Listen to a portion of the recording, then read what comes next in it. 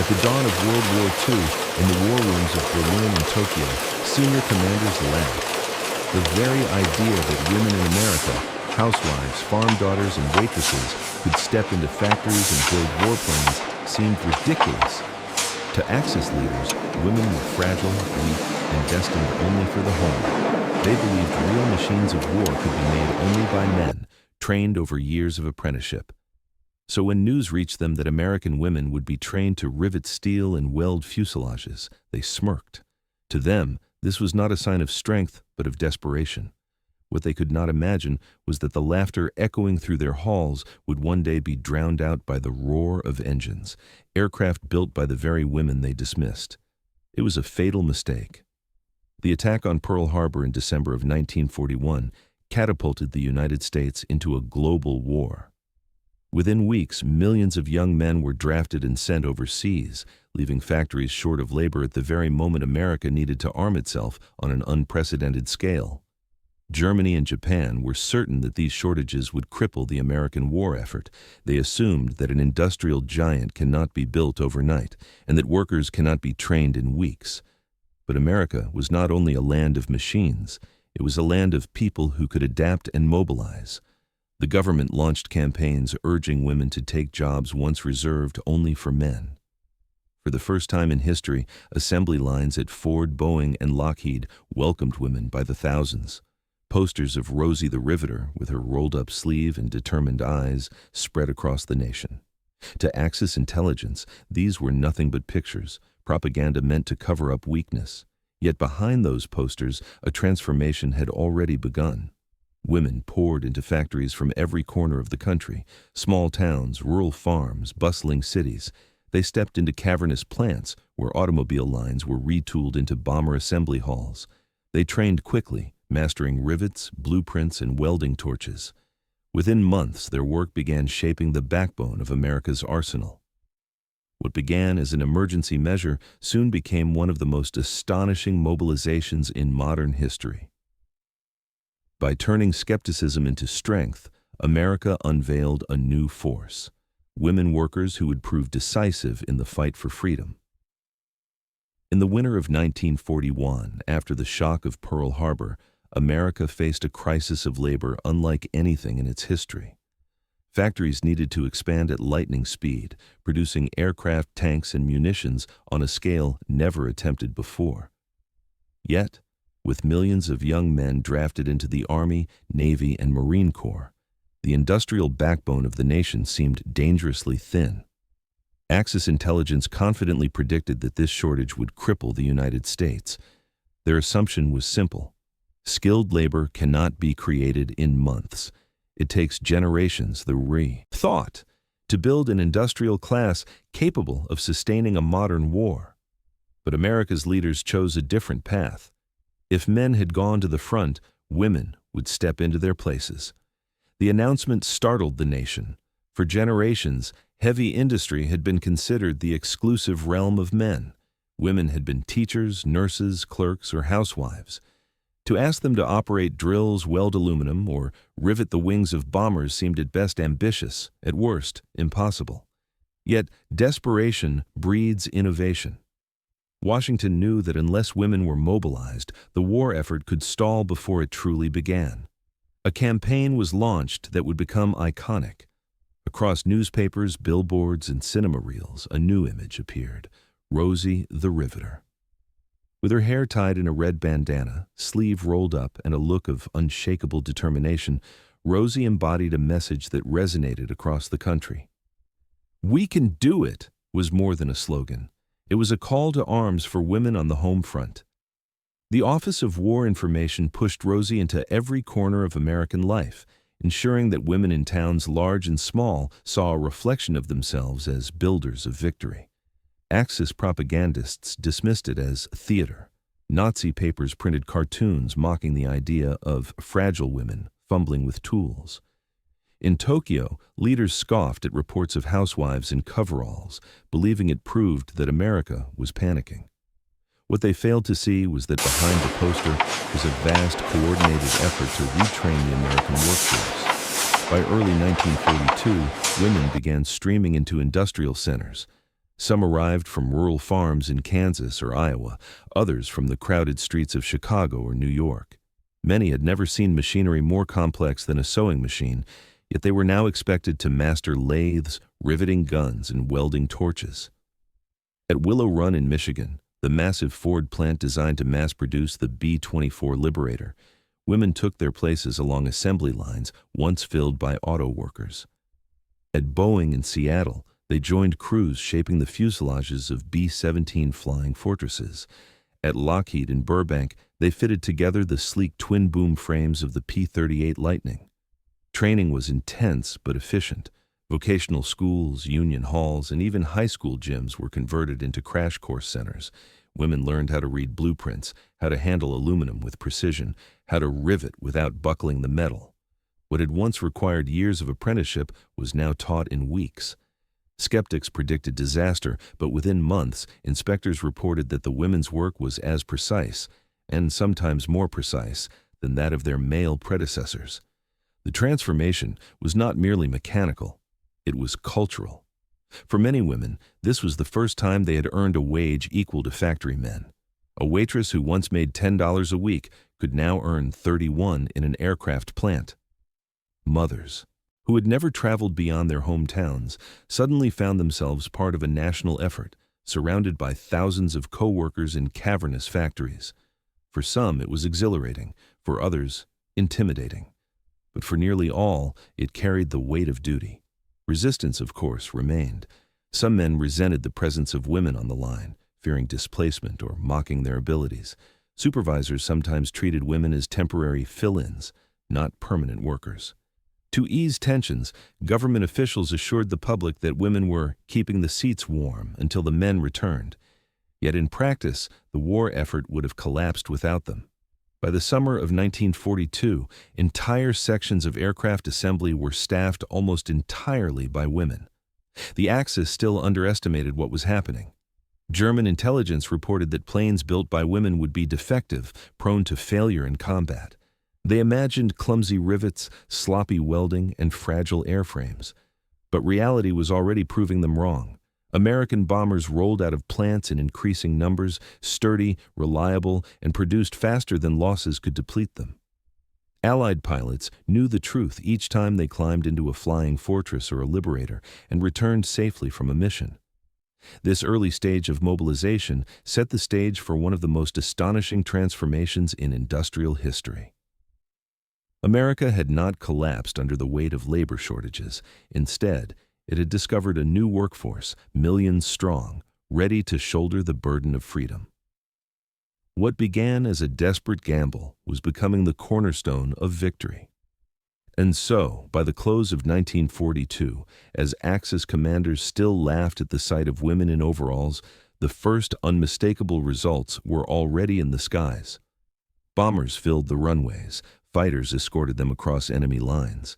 The laughter in Berlin and Tokyo would soon fade, replaced by the roar of engines built by the very women they had mocked. By the beginning of 1943, the outlines of something extraordinary were clear. The United States had not only replaced the men who left for the front, it had created an entirely new labor army. More than 1 million women now filled positions once considered impossible for them. The rhythm of American life itself had changed. Each morning, long lines of women poured through the gates of factories, lunch pails in hand, steel-toed shoes echoing on concrete floors. The whistle of the shift bell became as familiar as the church chime on Sunday.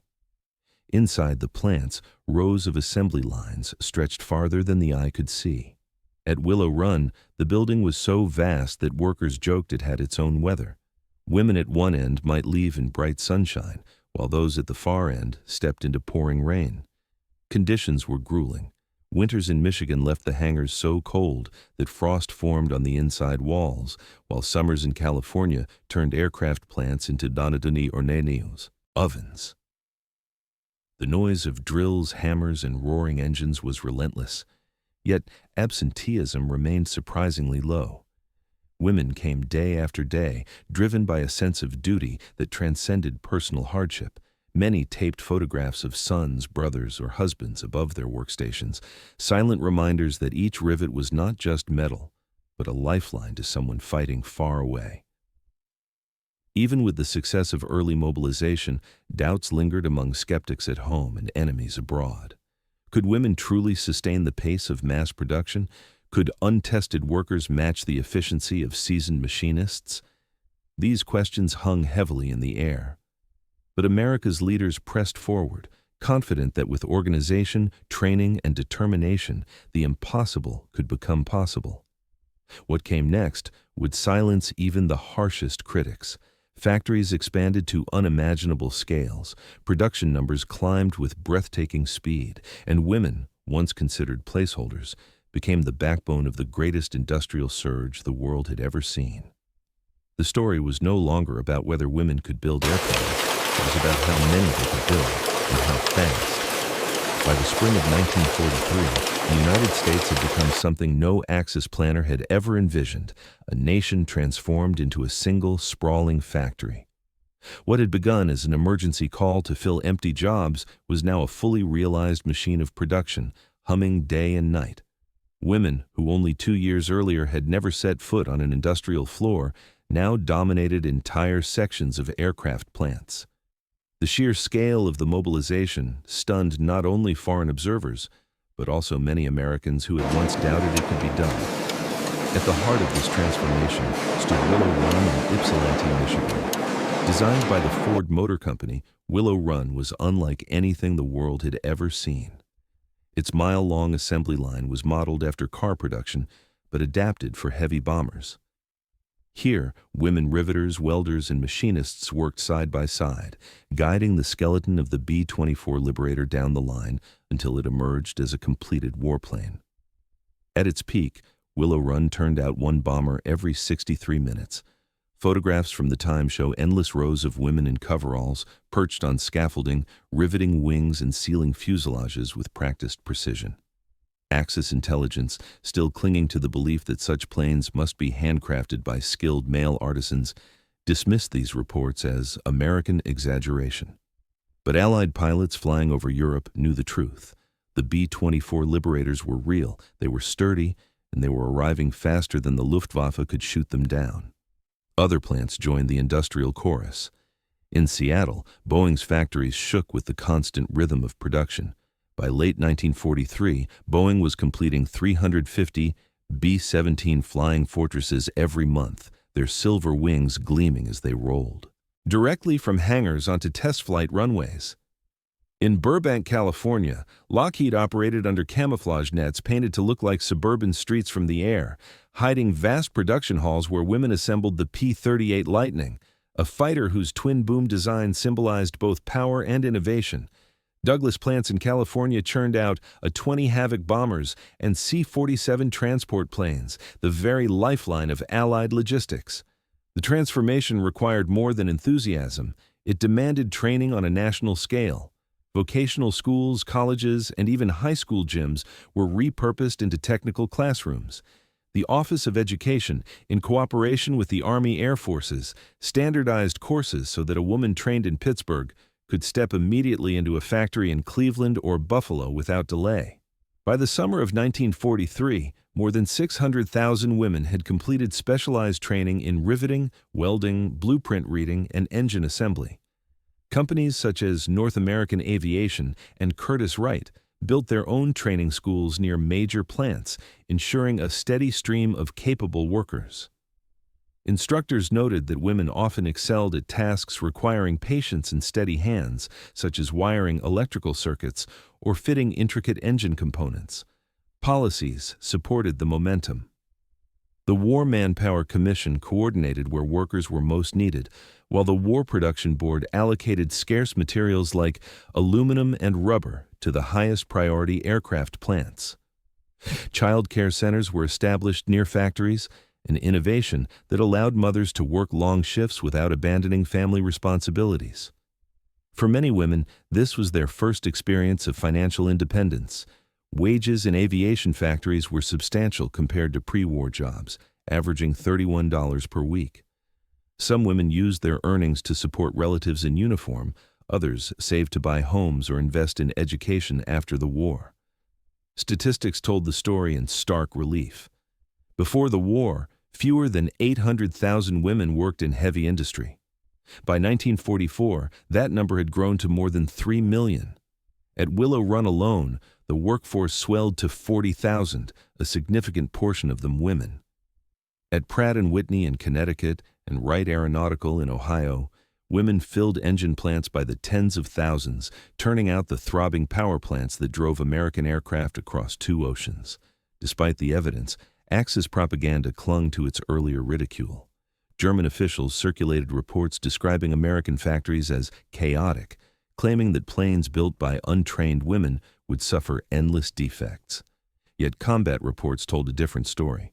Pilots returning from missions over occupied Europe described B-17 bombers that could absorb staggering damage and still bring their crews home.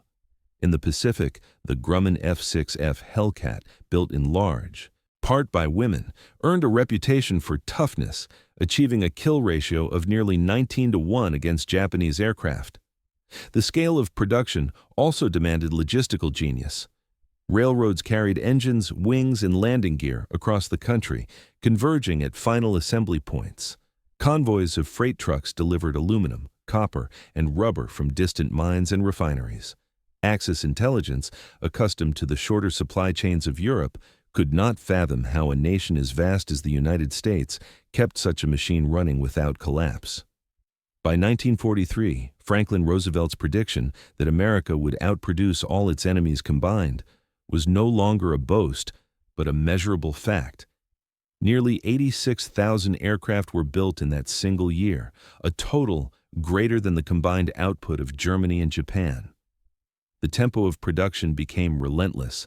In Michigan, a bomber every hour. In California, fighters rolling off lines so quickly that new squadrons formed almost monthly. In Buffalo, engines shipped in endless streams to every theater of war. To walk into an American aircraft plant in 1943 was to witness something that seemed almost superhuman. The roar of machines, the spark of welding torches, the thunder of rivet guns, all performed by women who had once been told they could never do such work. They did it not only well, but faster and in greater numbers than the world had ever thought possible. The laughter of Axis commanders, once confident and loud, was now being drowned by the steady thunder of production. America, with its women at the forefront, had become the arsenal of the skies. By the middle of 1943, the effect of America's industrial surge was no longer hidden in warehouses or measured only in statistics. It was visible in the skies above Europe, Africa, and the Pacific. Each day, Axis soldiers looked upward and saw the tangible results of American women's labor: fleets of bombers, swarms of fighters, and transport planes carrying armies to distant battlefields. What began as a gamble had become one of the greatest strategic advantages of the war. In North Africa, German General Erwin Rommel, the Desert Fox, faced a nightmare he had never anticipated. Convoys carrying fuel and supplies for the Africa Corps were shredded by relentless Allied air attacks. American-built B-25 Mitchells, escorted by P-40 fighters, struck supply columns before they reached the front. The more Rommel requested reinforcements, the more apparent it became that the Allies could replace their losses almost overnight. German reports lamented that every new depot destroyed by air raids seemed to be rebuilt instantly, as if the Americans possessed an inexhaustible reservoir of machines. In truth, that reservoir was the vast industrial workforce back home, millions of women who kept factories running without pause. Over Europe, the United States 8th Air Force launched its campaign of daylight strategic bombing. Hundreds of B-17 Flying Fortresses and B-24 Liberators filled the skies, their formations stretching for miles. Even when entire squadrons were torn apart over cities like Regensburg or Schweinfurt, replacements arrived within weeks, often improved with upgraded defensive armaments. For the Luftwaffe, the realization was grim. No matter how many bombers they destroyed, more would come. The lesson was clear. American industry, powered by its women, could outlast and outproduce the Axis. The Pacific told a parallel story. After the bitter struggle at Guadalcanal, the U.S. Navy began to unleash wave after wave of carrier-based aircraft. The F-6F Hellcat, introduced in 1943, became the scourge of Japanese pilots. Built in staggering numbers at Grumman plants staffed heavily by women, the Hellcat achieved an astonishing kill ratio of nearly 19-1. Japanese aviators, already hampered by shortened training and dwindling fuel, were overwhelmed by the endless arrival of fresh American planes. Each new carrier steaming into the Pacific seemed to disgorge more aircraft than the last, a reality that crushed morale in Tokyo's high command. The strategic impact was immense. Operations such as Torch in North Africa, the steady advance through Italy, and eventually the D-Day invasion of Normandy were all made possible by overwhelming American airpower. C-47. Skytrain transports dropped paratroopers behind enemy lines, while long-range P-51 Mustangs escorted bombers across Europe. Without the torrent of machines produced by America's wartime workforce, these campaigns would have been impossible. But the transformation was not only military, it was deeply social. For the first time, millions of American women earned steady industrial wages. A teacher from Ohio, a waitress from New York, or a farm wife from Kansas could now make $30 a week assembling engines or riveting wings. Some sent money to brothers fighting overseas, others saved for homes or education. The sense of independence was intoxicating. Women who had been confined to domestic roles discovered a new identity, skilled workers essential to the nation's survival. The experience was not uniform, however. African American women faced significant barriers. Many were relegated to the lowest-paying positions or excluded from training programs altogether. It took pressure from civil rights leaders, combined with the urgent need for labor, before they were admitted into major aviation plants. Once inside, they proved their worth. At Tuskegee, Alabama, black women worked to maintain the aircraft flown by the famed Tuskegee Airmen, providing vital support to one of the most celebrated fighter groups of the war. Their perseverance highlighted both the injustice of segregation and the determination to contribute despite obstacles. Factory life carried its own challenges. At Willow Run, women remembered bitter winters when the hangars were so poorly heated that frost coated the walls inside. They wore multiple layers beneath their overalls, their fingers stiff as they handled cold sheets of aluminum. In summer, the heat was suffocating, yet the lines never stopped. At Boeing in Seattle, workers formed choirs that sang patriotic songs during breaks, their voices echoing across vast production halls. These moments, both harsh and hopeful, defined the spirit of the home front. Emotional bonds between factory and battlefield ran deep. Many women kept photographs of loved ones at their workstations. Every rivet driven into a bomber was a silent promise to a son, husband, or brother fighting overseas. The connection between their labor and survival at the front gave their work meaning far beyond wages. Axis commanders, trapped in rigid assumptions about gender, could not fathom such devotion. They saw statistics, but never grasped the human determination that turned those numbers into airplanes. Meanwhile, Axis propaganda grew increasingly desperate. In Berlin, Joseph Goebbels' Ministry of Propaganda insisted that American planes built by women would collapse under stress. Nazi newspapers mocked photographs of women wielding rivet guns, declaring them publicity stunts. Yet, Luftwaffe pilots, returning from missions, could not deny the endless streams of bombers that blotted out the sun. Reports from the front contradicted the propaganda, creating a widening gap between official claims and battlefield reality. In Tokyo, officials likewise ridiculed America's reliance on women, presenting kamikaze pilots as proof that spirit outweighed machinery. The Japanese soldiers in the Solomon Islands or at Rabaul faced the brutal truth. Waves of American Hellcats and bombers smashed their defenses with unrelenting force. Each carrier strike brought more planes than the last, shattering the illusion of American weakness. The irony was stark. The very stereotypes that led Axis leaders to mock women workers had blinded them to the truth. America's social flexibility had become its greatest weapon. By mobilizing women, the United States tapped into reserves of strength that authoritarian regimes, chained by rigid gender roles, could never match. By the close of 1944, the results were undeniable. America's aircraft inventory had quadrupled compared to 1941. From desert airstrips in North Africa to island runways in the Pacific, the skies were filled with machines built by women who had once been told they belonged only in kitchens. The laughter that once rang in Axis command rooms had been replaced by silence, broken only by the distant rumble of engines. The story of these women was more than an industrial feat. It was a testament to resilience, sacrifice, and a reimagining of what a society could achieve when every citizen, regardless of gender, was called to serve. Behind every squadron of bombers, every wing of fighters, stood countless hands that had once known only domestic chores, but now shaped the destiny of nations. Their legacy would ripple far beyond the war itself. But that is a story to be told as the conflict drew to its end, a story of what happens when a society dares to change itself in the crucible of World War II. The true consequences of America's industrial mobilization were felt most dramatically in the skies over Europe. In February 1944, the Allies launched Operation Argument, better known as Big Week. It was the first concentrated assault on Germany's aircraft industry. Day after day, hundreds of American bombers, B-17 Flying Fortresses and B-24 Liberators, pounded factories in Regensburg, Schweinfurt, Augsburg, and Leipzig. The raids were escorted by P-51 Mustangs, sleek fighters whose long range allowed them to penetrate deep into German airspace.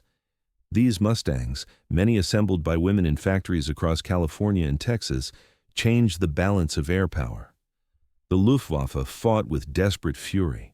Jagdgeschwader units scrambled to intercept, and German anti-aircraft guns filled the skies with flak. But the weight of American production could not be denied. When dozens of bombers were lost in a single raid, replacements rolled off assembly lines within weeks. The Germans were bleeding pilots faster than they could be trained, while the Americans replenished crews and aircraft with astonishing speed.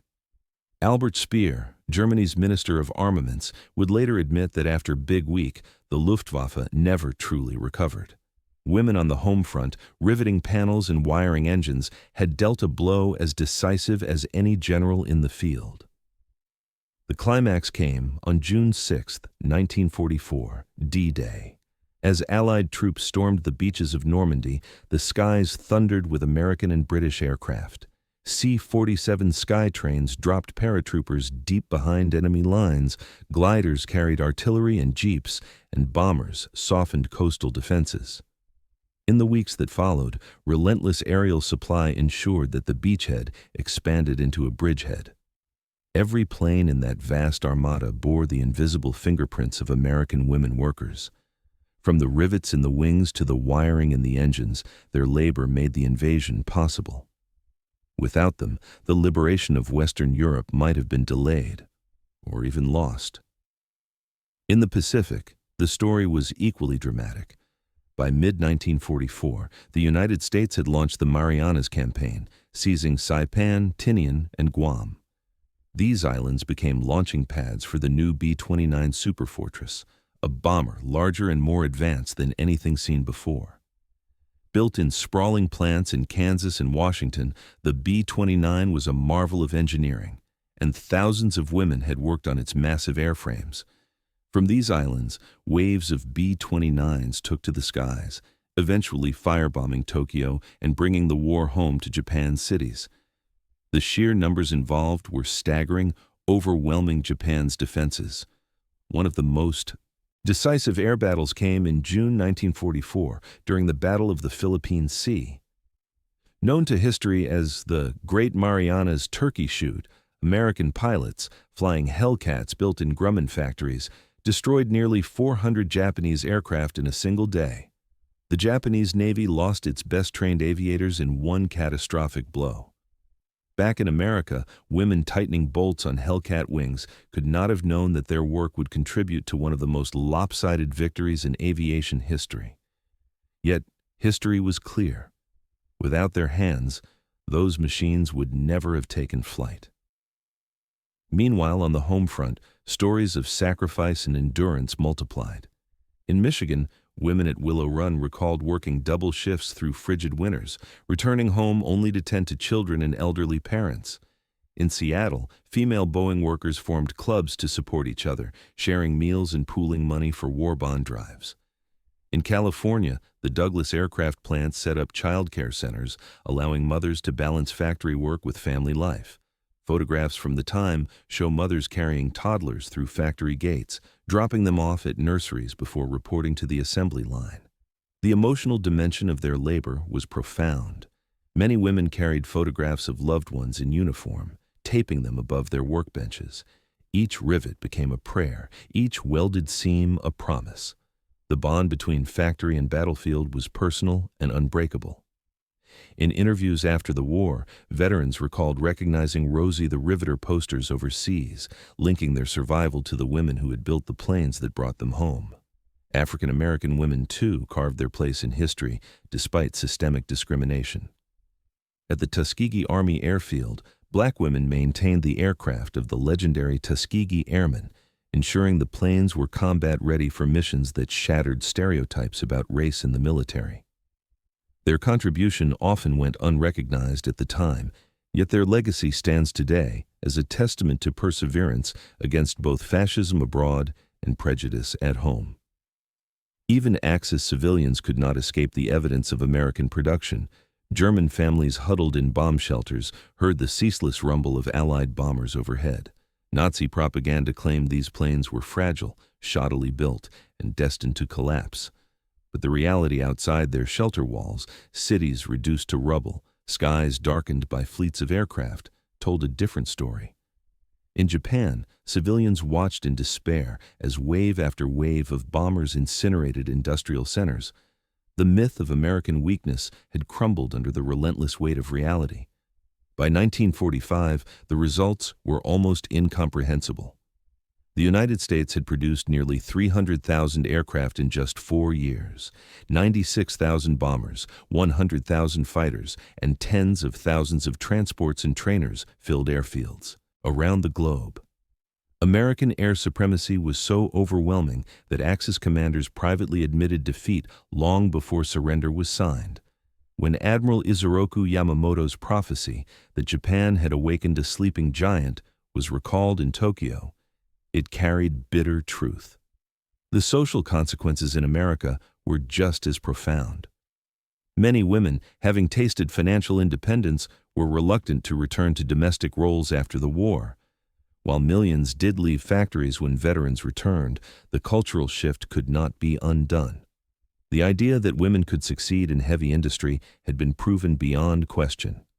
Rosie the Riveter was no longer just a poster. She was a national symbol of resilience and empowerment. The seeds of the post-war women's rights movement were planted in the hangars of Willow Run, the engine shops of Buffalo, and the assembly lines of Seattle. The industrial legacy endured as well. Plants like Willow Run demonstrated the power of mass production applied to technologies once thought too complex for assembly lines. Techniques pioneered in aviation carried into peacetime industries, influencing everything from automobiles to household appliances. America had discovered not just the strength of its machines, but the adaptability of its people. For the Axis, the laughter that had greeted America's mobilization was now a haunting memory. They had mocked women in overalls, blind to the possibility that social flexibility could be as decisive as tanks or guns. Their rigid ideologies, which confined women to narrow roles, had crippled their ability to match America's output. The irony was cruel and complete. What they dismissed as weakness had become the instrument of their defeat. Thus, when historians consider the reasons for Allied victory, the contribution of America's women workers stands alongside military campaigns and battlefield triumphs.